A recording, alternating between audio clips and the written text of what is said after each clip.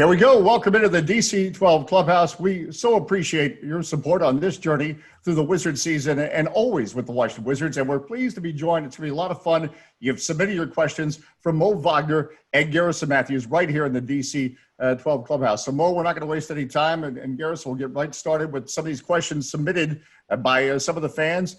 And again, one of the questions is about when you're now all of a sudden in the starting lineup. And Scott Brooks made the comment that you never got bitter about things. It was always about getting better. Does your approach change whether you're starting or not? That's the first question from our DC-12 club members.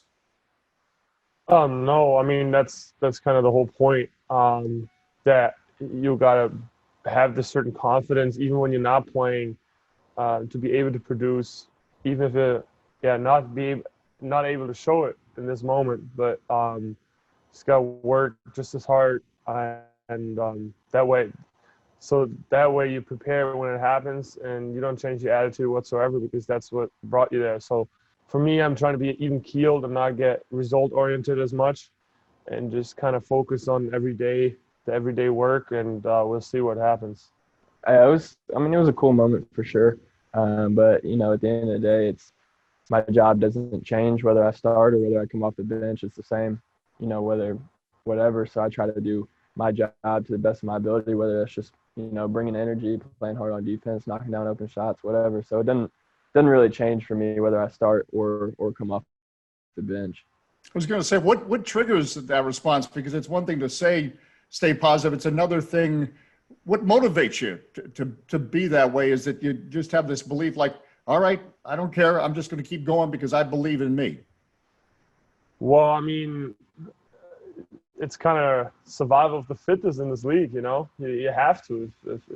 If you don't believe in yourself, nobody else will. So that's kind of how you got to go with it. And then also understand that, you got to be consistent in this league, and you have to establish yourself first before you think anything further than work. And I've always been somebody that things didn't really come easy to. So I've been on both sides, so I know how much you got to put in consistently, and it's on me to be consistent with it every day. And that's why I don't really look at the games as much, or I try not to. I'm not going to sit here and act like I have it all figured out. And, come in every day and work hard, and then we'll see what happens. Hey, Coach Scott Brooks has talked about your ability to communicate. Where does that come from? Because sometimes when you're a younger player in the league, you're not as vocal. Where does that confidence come from? I mean, honestly, I've always been a very vocal guy. I think if you know me, I talk a lot. I'm a loud guy. So for me, the last 3 years, it's kind of figuring out in this league how I can utilize that to the best, to bring energy to my teammates. And honestly, it helps me the best, too, to stay in the game, stay locked in, to help the game slow down a little bit if I just call out everything. So it brings my head into the game and apparently helps my teammates, too. So if it's just the simplest thing, I try to yell it out, and gotta be more consistent with that too. But it's definitely something that I'm gonna try to continue to do. In all walks of life, as people are watching this in the DC-12 Clubhouse, we can say we're going to stay ready, but it's another thing to actually do it on a day-to-day, maybe week-to-week basis. Any particular motivation you've gotten from a previous coach, or is that just Garrison Mathews? And, I think it comes from, not really having anything handed to me throughout. I've had to work for everything that I've gotten. I didn't have many Division I offers coming out of high school, and then, I wasn't playing much my freshman year of college, and then, so on and so forth. So, I've had to really work for everything that I've gotten, and, family is a big time motivation for me. I want to help take care of my family. I want to be there for them. And, all I know is, all I've been taught is to try to do, I'm going to make mistakes, but if I work as hard as I can and be the best that I can, or try to be the best that I can, then, I can't, worry about the outcome. I'm going to make mistakes. But I remember being in the back. My dad was talking about this the other day.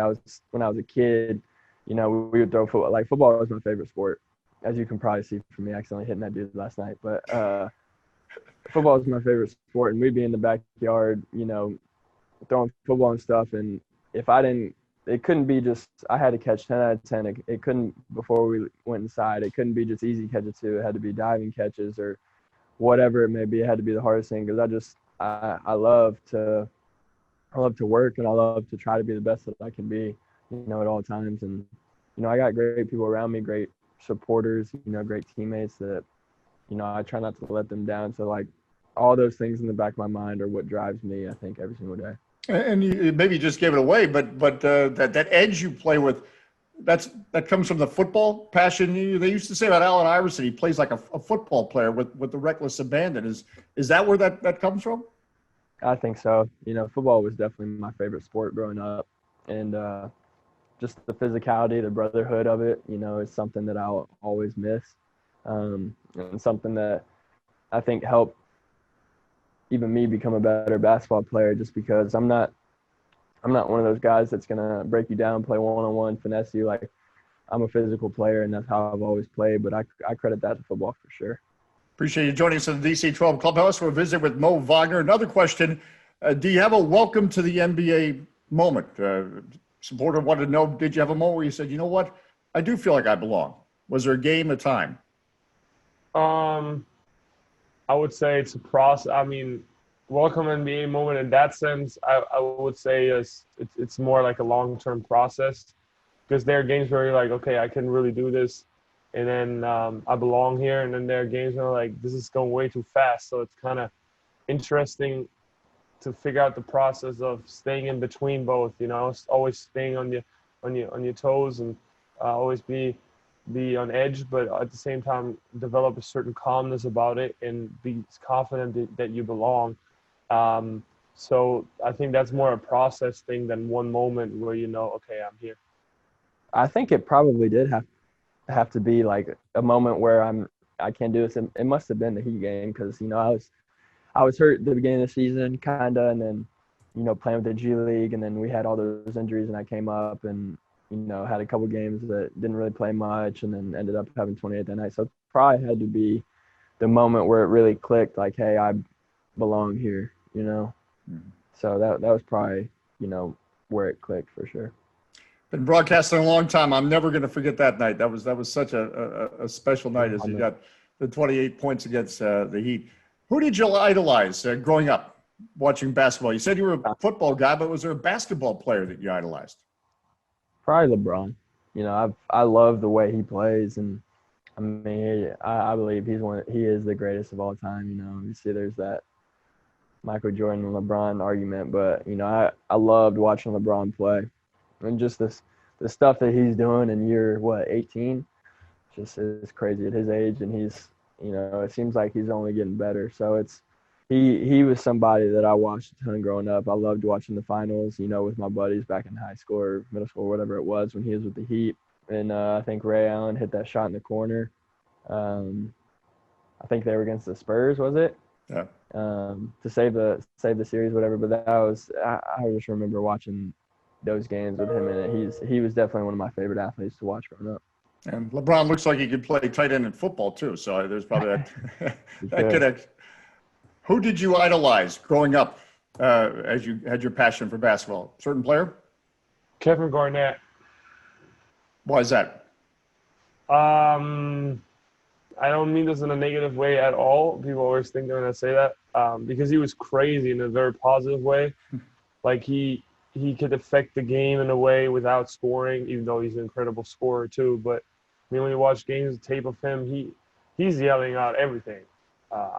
As a rookie, I would always ask Rondo a lot of questions, and he would always tell me, like, the dude, it would be so easy to play with him because he was an incredible screener. He would get you open, pick and roll, and defensively, he would do all the work for you. So, Kevin Garnett is fascinating. Funniest person on this Wizards team, and you can nominate yourself if you like. Somebody that really cracks you up. I'd probably have to say Russell. Really? Yeah, I think he's a super funny dude. Even when sometimes he's not trying to be funny, he just makes me laugh a lot.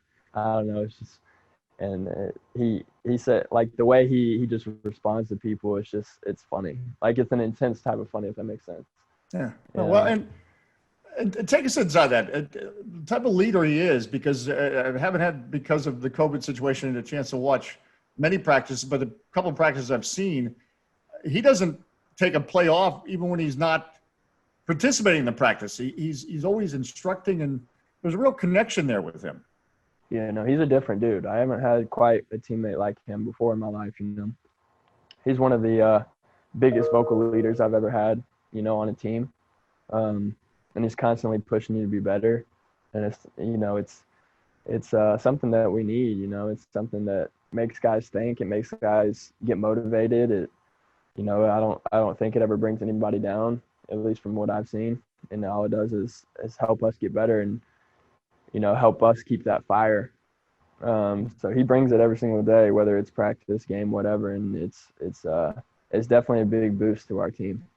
It's pretty cool. A future Hall of Famer, and he has that kind of impact. And he's funny too, apparently. We didn't I think so.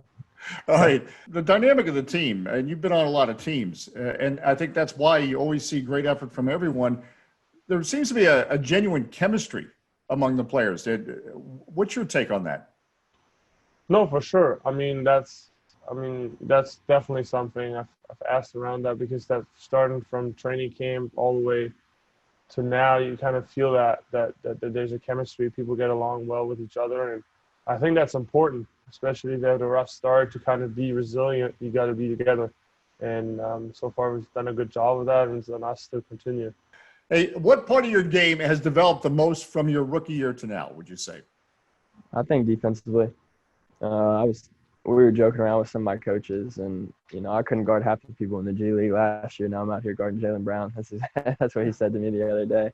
So I think that's one thing, because I worked out, a lot this summer guarding Ian Clark. He won a championship with Golden State. Now he's overseas, but played a lot of one-on-one with him this summer, and all that did was improve my defense, and so that's one thing I tried to focus on the most this summer. I can shoot the ball, and that's fine, but if I can't play defense, I ain't gonna stay on the floor. And so I think that's one thing that's improved a lot.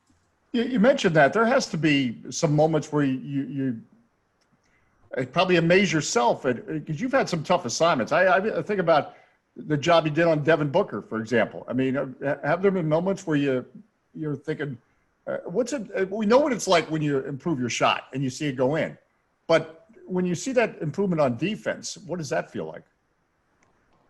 I take things very, very personally on defense. Like, if I get beat one-on-one, and it's going to happen because we're in the league, everybody can score. But, when I get beat one-on-one, I take it very, very personal, and I get very frustrated by it. So that kind of just motivates me for the next possession. My offense is going to come, but if I'm not shooting it great, I can still impact the game in other ways, like, boxing out and playing defense. And Devin Booker's a great, great player. I mean, I've seen it. But when I can get a stop or take a charge or do whatever, it just brings life to the team, and it brings energy to the team that, I think we get more energy, on the defensive end when we have a shot clock violation or a charge or whatever. I think that brings a lot more juice that leads to offense on the other end. So that's, I try to bring energy in the best way I can on the defensive end. Probably the mental part. I mean, just what we talked about briefly earlier, just the fact, knowing what you can do, finding your niche, and then also having the game slow down for you a little bit. I mean, that's an ongoing thing, but definitely the mental part, knowing where your place is, what you got to do, how the game works. It's a lot different than college in Europe. I was just going to say, somebody once told me your biggest strength is also your biggest weakness, and you play with such a passion. I imagine at times it's probably about channeling that passion in the right way. That's a strength of yours, but you also don't want it to be a weakness. No, for sure. I mean, that's one of my biggest challenges, and I think I've gotten a lot better. Obviously, that comes with experience too, so I'm trying not to be too hard on myself there.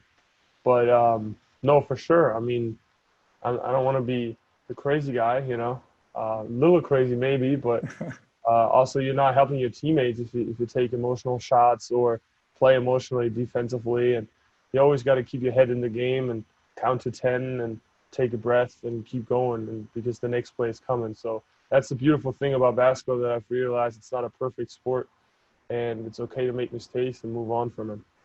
Do you feel like you've taken more charges in your basketball career than blocking shots? Oh, yeah. It's tough. I don't know. I'm not really a shot blocker. I'm trying to find different ways to. I mean, I block shot here and there, but there are different ways to protect the rim. So I wouldn't call myself a outstanding shot blocker for my size, but um, I would say I have a pretty good sniff for charges. So probably the obvious answer is charges, but I honestly didn't really start taking charges till I got to the league. So I would say blocks, since I'm tall and probably blocked more people than I took charges on, and charges hurt me a lot more too. So. Yeah, no, they look painful just broadcasting them. You said you'd take more charges when you got to the league. What triggered that? Because that's such a great hustle play, taking a charge. How did you develop that skill? Because it is a skill. For sure. I mean, honestly, it's also like have the game slow down for you a little bit. Then also realizing getting to the league that everybody's more athletic and stronger than you. And you kind of got to find out ways to protect the rim anyway, and to be to be a good defender anyway. Not saying that I'm significantly less athletic and I don't trust myself there, but like you gotta be you gotta have couple hands. You know what I'm saying? Gotta have a couple options. So yeah, I'm trying to mix it up, and it's a big thing for me this year is not only taking charges but also be efficient with it, knowing when to jump, knowing when to wall up, and contest shots rather than take charges, because charges are always 50-50 plays, and if the ref doesn't play your way or is in a bad mood, he'll give you a block. So you gotta find out the right balance to help your team. Yeah, humans are playing this game, referees, players, everything. So. Exactly. Yeah. Offensive question here for you. What is your technique to getting fouled so often when you take three-pointers? Is there a secret that you want to share?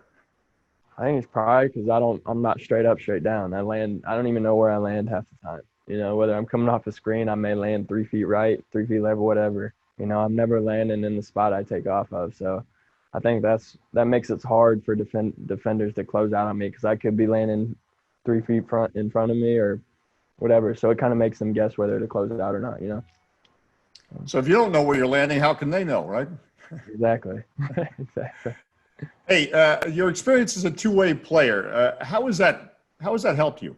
And we've talked so often about the great program of the Capital City Go-Go, where players play for both teams sometimes in the same day, and it's worked out well. Or we've seen that over the last couple of years. How's it helped you? Yeah, last year it was a good experience being able to, you know, play both, and it was good, you know, for me to get more minutes with the G League and then get some minutes with the Wizards, and it's good to be able to get reps.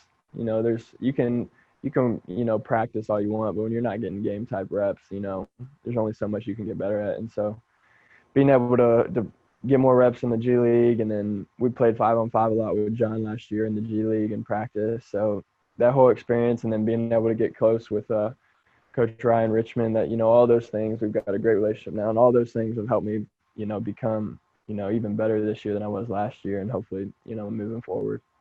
We'll finish with a fun question and a couple of rapid-fire questions. Before D.C., obviously you're from Germany, but before D.C., you were in L.A. So do you think of yourself a West Coast guy, East Coast guy now, or European guy?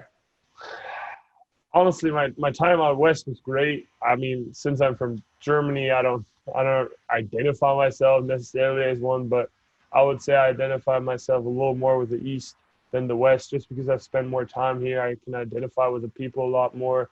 I've grown up in cold weather in the winter, where it's kind of nasty in the winter. So I feel like that goes with the East Coast more than the West Coast. And I mean, I spent a brief time out there. I've enjoyed it a lot. I love the warm weather, but identifying, I definitely do more with the East Coast.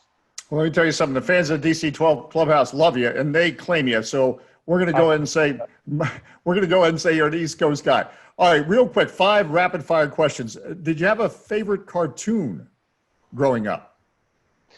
I wasn't really a cartoon guy, so I would say no. No. Okay. First concert ever attended? A German band called We Are Heroes in German. Wir sind Helden. Yeah. What kind of music? It's kind of pop music, pop rock band. It was pretty cool. And say that again in German. We are heroes. How do you say that? Wir sind Helden. Wow. That sounds good. All right. Favorite emoji? Do you have a favorite emoji? The orange heart. I send that to my loved ones all the time. The orange heart. All right. Dream car? Honestly, as a joke, I always say a nice bike because I'm not a big car guy. Where I'm from, everybody rides the bike or the subway. So I have a car, obviously, because I'm American and I go to work every morning. But I could care less, honestly. Yeah. Well, and that's the beauty thing of Europe. People will live forever because they're biking to work and they're biking all the time. Yeah, And exactly. least favorite food. Last question. I don't blue cheese. I don't really mess with that. I don't know how that's delicious. I think that's pretty nasty to me. But other than that, I'm not really a picky eater, so I eat about everything. But blue cheese, I don't really touch. When you think about it, blue cheese doesn't even sound good. No, I don't. I feel like it's old cheese. Why would you want to eat that? But I guess I'm not judging anyone who does. So do what you want to do. All right, Garrison, your turn with the rapid fire questions. You ready? All right. Favorite cartoon growing up? SpongeBob. SpongeBob. Okay. SpongeBob. Any reason why? His dramatic acting abilities or anything really stand out about SpongeBob? I don't know. I just always enjoyed that show. Yeah. Yeah. Or Jimmy Neutron. I can say that too. Yeah. No. Well, I watched a lot of SpongeBob. Hey, first concert you ever attended? I think Future. Future. Okay. Future, yeah. He was playing at Vanderbilt down in Nashville. I've only been to like 2 concerts, I think, in my life. That and Drake. So, but I think that was my first one. Okay. All right. Favorite emoji? Do you have one? I think I would have to say that my most used is probably the laughing emojis. Yeah. With the tears Probably. coming down? Yeah, yeah. Okay. All right. Dream car? I'm a big truck guy, so I'd probably have to say a big lifted Chevy 2500 Wow. Silverado. Okay. I got a 1500 right now, but I want a little bit bigger. Well, with the way you play, we'd expect a Chevy truck answer. That's for sure. And your least favorite food? My least lasagna, probably. Okay. Any reason why? Just not a fan of Italian food, or? Not a fan. I always grew up not liking it. Well, listen, terrific to have Garrison Mathews and Mo Wagner in the DC-12 clubhouse. We appreciate their time because they appreciate your time and support of the Washington Wizards. Again, our thanks to Mo Wagner and Garrison Mathews, and thanks to all that submitted questions in the DC-12 clubhouse. We hope you enjoyed this time, and keep checking back and stay tuned for more opportunities in the DC-12 clubhouse.